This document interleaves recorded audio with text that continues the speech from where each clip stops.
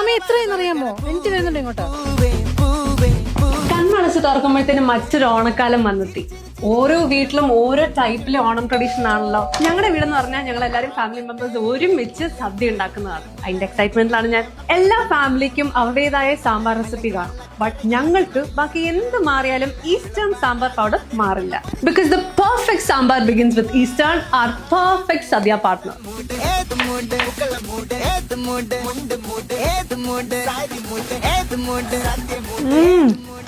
Perfect.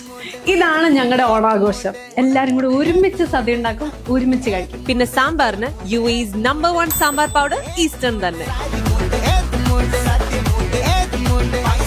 Sambar ready.